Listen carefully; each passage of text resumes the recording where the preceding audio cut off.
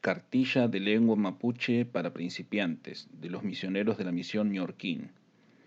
En este video encontrarás algunas frases en mapudungún, con explicaciones al final cuando sea necesario. Algunas frases del texto original están corregidas. Segundo tema, el clima y el tiempo. Rupachi Kuyen Yai Tefa Meu. El mes pasado granizó aquí. Rupachi Kuyen Yai Tefa Meu.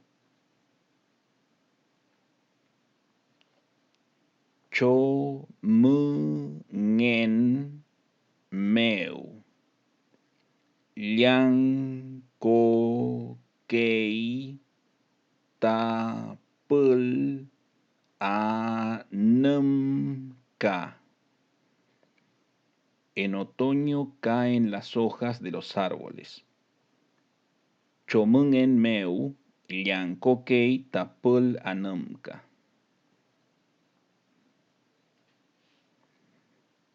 Ru pai ma wen. Wef pai rel mu. Pasó la lluvia, apareció el arco iris. Rupai ma wen, wefpai rel mu. Ki nye ke mu cho mu ngen. Liuf ke kei ka tral ka kei. A veces, en otoño, relampaguea y truena. Quiñequemu chomungen liufkekei ka tralkakei. Wa leng meu ko ngin ngekei ka chilia. En verano se cosecha el trigo. Waleng meu konin ngekei kachilia. Aclaraciones. Iain es el verbo granizar, aquí conjugado en tercera persona.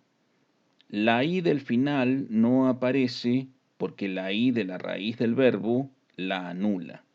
Así se pronuncia yai y no yai.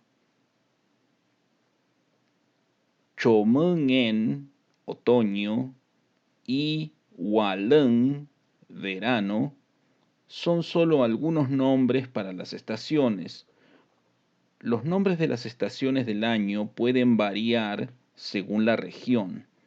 Los nombres que yo conozco son Pewu, primavera, Waleng, verano, Rimu, otoño, Pukem, invierno. Pero es conveniente averiguar qué palabras son las que se usan en tu región para las estaciones del año. Liancón y también liancén es el verbo caer, pero referido a cosas que se desprenden y caen, como las frutas y las hojas, por ejemplo. Hasta aquí este video.